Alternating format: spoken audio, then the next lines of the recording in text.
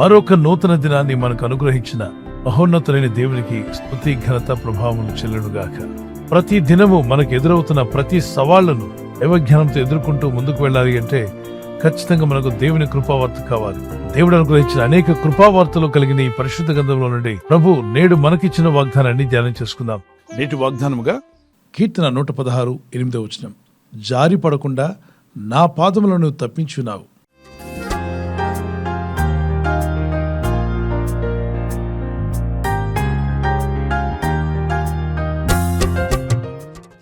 ప్రయాణాలు చేస్తున్నప్పుడు తల్లిదండ్రులు ఎంత బిజీగా ఉన్నా బిడ్డ అడుగులు గమనిస్తూనే ఉంటారు, అవునా కదా? చంటి బిడ్డ ఎక్కడ పడిపోతాడో, కాలు జారి పడిపోతాడేమోనని ఒక కన్ను బిడ్డ మీదే ఉంటుంది. తల్లికి తండ్రికి వారి ప్రయాణాల్లో ఉన్న పనుల్లో ఉన్న ఒక కన్ను ఎక్కడ ఉంటుందండి? బిడ్డల మీదే ఉంటుంది. నా బిడ్డ ఎక్కడ జారి పడిపోతాడో వాడిని కాపాడాలని. అలాగే మనం విశ్వసించి ప్రార్థిస్తున్న పరలోకమందున్న తండ్రి కూడా మన మీద ఒక కన్నేసి ఉంచాడు. మనం ఎక్కడ జారి పడకూడదని, మన జీవితాల్లో నష్టము కలిగి నాశనం కాకుండా ఉండాలని ఆయనందు విశ్వాసం ఇచ్చిన మన జీవితాలను చూస్తూ ఉన్నాడు. ఎందుకో తెలుసా? మనల్ని పరీక్షించి మనల్ని జడ్జిమెంట్ చేద్దామని కాదు, మనల్ని పరిశీలించి మనల్ని సరిచేసి పడిపోతున్న నిన్ను నిలబెట్టి నువ్వు జారి పడకుండా నీ పాదములను కాపాడడానికి ఆయన తన దూతలకు ఆజ్ఞాపిస్తాంట. 91 కీర్తన 12 నీ పాదములకు రాయి తగలకుండా వారు నిన్ను తమ చేతుల మీద ఎత్తి పట్టుకుందరు.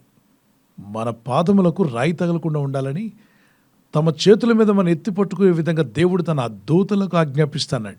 మన భౌతిక నేత్రాలతో దేవదూతలను చూడలేము, కానీ ఒక్కసారి మీరు ఆలోచన చేస్తే ఎన్నో మార్లు పడవలసిన మిమ్మల్ని కాపాడాడు. పడిపోవడం అన్నప్పుడు ఆర్థికంగా పడిపోయిన వారు, పాపములో పడిపోతున్న వారు, లోకంలో పడిపోతున్న వారు, పలు రీతిగా జనాలు పడిపోతూ ఉన్నారు. అట్టి స్థితి నీకు రాకూడదని నీవు జారి పడకుండా నిన్ను కాపాడుతాయంట. ఎన్నో మార్లు జారి పడడం గురించి మనం ఎక్కడ వింటామంటే నీటి గట్టున, ఈ వాటర్ ఫాల్స్ దగ్గరికి నీళ్లు కంటిన్యూగా ప్రవహించేటువంటి బండ్ల మీదకి వెళ్ళినప్పుడు జాగ్రత్త అని చెప్తుంటారు. కొందరు జాగ్రత్త అని చెప్పినా పట్టించుకోకుండా ఏముందులే నేను స్ట్రాంగ్గా ఉన్నానని చెప్పి వెళ్ళి అడుగులు వేస్తే హఠాత్తుగా జారి పడిపోయిన వాళ్ళు ఎంతోమంది. వాళ్ళ పాదము జారి పడిపోయారని చెప్పి మనం వింటూ ఉంటాం. కొందరైతే వారి పాదము జారి పడిపోవడమే కాకుండా అవతల నిలబడిన వారి మీద కూడా వెళ్ళిపోయి పడిపోగా వాళ్ళు వీళ్ళు పడిపోయి ప్రాణ నష్టం తెచ్చుకున్న వాళ్ళు కూడా ఉన్నారు. ఈ వాక్యాలు వింటున్న దేవుని బిడ్డలారా, నీటి గట్టున వాటర్ ఫాల్స్నే కాదు, జీవితంలో కూడా జారిపడే అనుభవాలు చాలా ఉంటాయి. ఆత్మీయంగా కొందరు జారిపడుతున్నవారు, ఆర్థిక విషయాల్లో జారిపడుతున్నవారు, అనుకోకుండా ఆ వ్యక్తిని నమ్మి నేను డబ్బు ఇచ్చి నష్టపోయానండి, జారి పడిపోయిన అనుభవం. కష్టపడి సమకూర్చిన కష్టార్జితం కాజేయడానికి ఎంతోమంది ఉంటారు. కొందరు అబద్ధాలు చెప్పేవాళ్ళు ఉంటారు. మీరు ఒక్కసారి ఇస్తే మీకు 10 రెట్లు ఎక్కువ ఇస్తామని, 100 రెట్లు ఎక్కువ ఇస్తామని నమ్మగలుగుతారు. వారి మాట నమ్మి మీరు ఇచ్చారనుకోండి, కాలు జారిన పరిస్థితి వలె తర్వాత మీరు ఎంత ఏడ్చి మొత్తుకున్నా వారు తిరిగి ఇవ్వరు. మీరు వారి దగ్గర అప్పు తీసుకునేటప్పుడు మీ దగ్గర పేపర్ రాయించుకొని వైట్ పేపర్ మీద సైన్ చేయించుకున్నారు. మీ అవసరం కాబట్టి మీరు తీసుకున్నారు. మళ్ళా తిరిగి మీరు అప్పు తీర్చినప్పుడు ఆ పేపర్స్ వాళ్ళు ఇవ్వాలి, మీ ముందు మీ చేత్తోనే దాన్ని చింపివేయాలి, ఎందుకంటే అప్పు తీర్చేశారు. కానీ మీరు పేపర్ అడిగితే వాళ్ళు ఏమంటారు? ఏముందులండి మన మధ్యలో, మేము ఇచ్చాం, మీరు మాకు తిరిగి ఇచ్చారు, ఇంకేం భయపడకండి, ఆ పేపర్ కనపట్లేదంటారు. అది నమ్మి మీరు ఇంటికి రాగా కొద్ది రోజులకి మీ ఇంటికి కోర్టు నుండి ఒక నోటీస్ వచ్చిందనుకోండి, మీరు ఇంత అప్పు ఉన్నారని, దానికి ఇంత ఇంట్రెస్ట్ అయిందని, దానికి రుజువిదేనని ఈ వైట్ పేపర్ మేము సైన్ చూపిస్తే మీరు ఉలిక్కి పడతారు. అరే ఎంత పొరపాటు జరిగింది.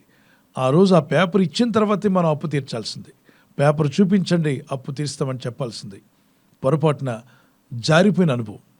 ఆ రోజు ఆ మాట జారకుండా కొంచెం జాగ్రత్తగా నిలబడి స్ట్రిక్ట్గా ఉన్నట్లయితే మీరు ధనం ఇచ్చినప్పుడు ఆ పేపర్ చింపివేయడం కూడా జరుగుంటే మీరు చిక్కుల్లో పడేవారు కాదు. దేవుడు సృష్టించిన జీవులు నమ్మి ఎవరు మోసపోలేదు, కానీ మనుషులు నమ్మి మోసపోయిన వారు పెద్ద లిస్టే ఉంది. కనుక నువ్వు ఎవరు నమ్ముతున్నావు? 118 కీర్తన 8-9 మనుషులను నమ్ముకున్నట్టు కంటే యెహోవాను ఆశ్రయించటం మేలు, రాజులను నమ్ముకున్నట్టు కంటే యెహోవాను ఆశ్రయించటం మేలు. అంటే రాజులు నమ్ముకున్నా కొన్నిసార్లు రాజుల మాట తప్పొచ్చు, మీ కాలు జారిపోయేలా వారు చేయొచ్చు. మనుషులు నమ్ముకున్న కొన్ని పార్లు మీరు జారిపడే అనుభవంలోకి వెళ్ళిపోయే అవకాశం ఉంది. అరే ఆ వ్యక్తిని నమ్మబట్టి నేను ఇంత నష్టపోయాను, ఈ వ్యక్తిని నమ్మి నష్టపోయాను, వాళ్ళు గొప్పవాళ్ళకు నమ్మి నష్టపోయామని. దేవుని ప్రజలారా, దేవుని మీద ఉన్న నమ్మకాన్ని మనిషి మీద పెట్టొద్దు. ఏ మనిషిని దేవునిగా చేయొద్దు. మనుషులు మనుషులే, దేవుడు దేవుడే. ఎంత సాయం చేసినా మనిషి మనిషే, కానీ దేవుడు ఎప్పుడూ దేవుడే. దేవుని స్థానాన్ని మనిషికి ఇవ్వద్దు. ఆపదలు ఆదుకున్నారని, సహాయపడ్డారని ఆ వ్యక్తి నా దేవుడని చెప్పేవాళ్ళు చాలామంది ఉన్నారు ఈ లోకంలో. అలాంటి పని ఎప్పుడు చేయొద్దు. వ్యక్తులు గౌరవించండి, ఆపదలో ఆదుకున్న ఆపద్బాంధువులాగా దేవుడు నాకు ఈ వ్యక్తిని పంపించాడు, ఈ వ్యక్తి నాకు సహాయం చేశాడని చెప్పొచ్చు. కానీ ఆ వ్యక్తి నా దేవుడు అన్నావా, నువ్వు మోసపోతావు. నేటి సమాజంలో రకరకాల జారిపోయే పరిస్థితులు ఉన్నాయి కనుక నీవు జారిపోకుండా దేవుడు నిన్ను కాపాడాలని ఈ వాగ్దానం ఎత్తి ప్రార్థించు.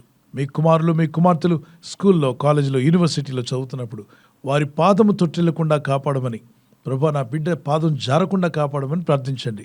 దేవుని పరిశుద్ధ మార్గంలో నువ్వు జారిపోయి ఉంటే ఈ వాగ్దానం ఎత్తి ప్రార్థించు. ప్రభా జారిపోయిన నన్ను, పడిపోతున్న నిలబెట్టు, నా చేయి పట్టుకుని లేవనెత్తమని ప్రార్థించు. ఈ వాగ్దానం వింటున్న మనం ఇప్పుడు ఒక చిన్న కీర్తన పాడుకొని వాక్యాన్ని ధ్యానం చేసుకుందాం.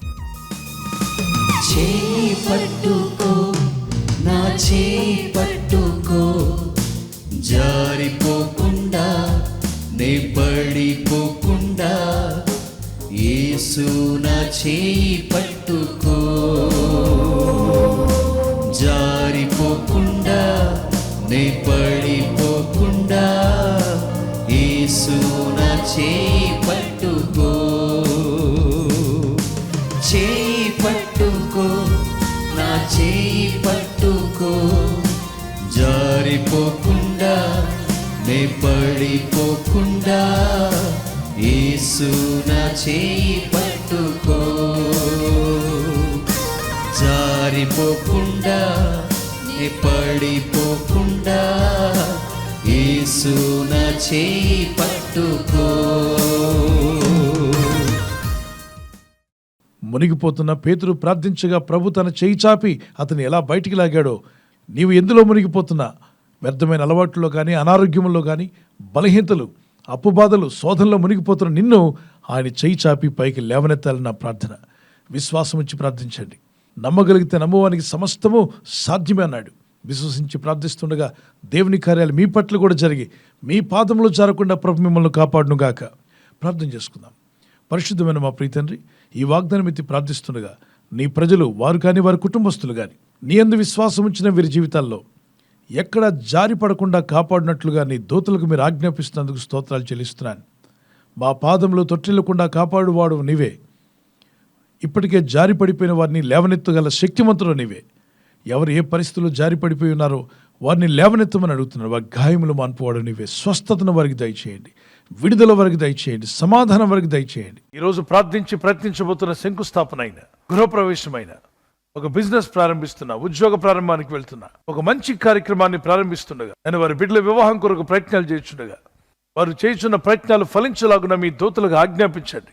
ఎవరైనా హాస్పిటల్లో ఉన్నా, ఐసీయూలో ఉన్నా, ప్రభు ఎవరైతే సీరియస్ కండిషన్లో ఉండి బాధపడుతున్నారో వారికి యేసు నామములో స్వస్థతను అనుగ్రహించండి. మీ గాయపడిన హస్తమును చాపి వారికి ఉన్న సకల రోగాల నుండి విడుదల ఇచ్చేయి. వారిని లేపి నడిపించడాన్ని సాక్షులుగా నిలబెట్టుకోండి. ఈ ఉదయకాలం ప్రతి రోగి యేసు నామములో స్వస్థత నొందునుగాక. తండ్రి, ఈ దినం ఎవరైతే ప్రయాణమై వెళ్ళబోతున్నారో, అది రైలు మార్గమైనా, ఆకాశ మార్గమైనా, బస్సుల్లో, వాహనాల్లో ఎక్కడ ప్రయాణం చేస్తున్నా, రోడ్డు మార్గంలో ఏ వాహనంలో వారు ప్రయాణం చేస్తున్నా, నీ ప్రజలకు కాపాడే దూతలను పంపండి. పాపములతో, శోధనలతో, వేదనలతో నిండిపోయిన ఈ లోకంలో మా పాదములు జారిపోకుండా క్రీస్తు అనే బండ మీద మా జీవితాలను స్థిరపరిచి మీ రాకడకు మమ్మల్ని సిద్ధపరచమని, మీ సాక్షులుగా వీరందరినీ వాడుకోమని యేసుక్రీస్తు వారి పరిశుద్ధ నామములో అడిగి వేడుకుంటున్నాను పరలోకపు తండ్రి, ఆమేన్. ఈ వాగ్దానం మీ పట్ల, మీ కుటుంబం పట్ల ప్రభు నెరవేర్చునుగాక. ఆమేన్.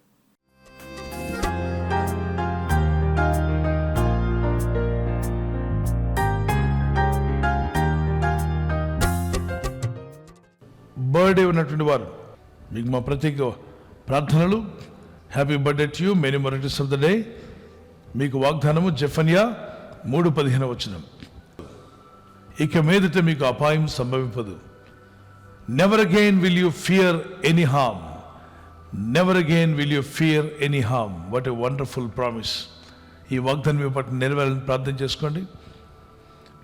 మరి బర్త్డే ఉన్న రోజు తెల్లవారు లేచి ప్రార్థన, బైబిల్ పట్టణం ఉండడం చాలా సంతోషం.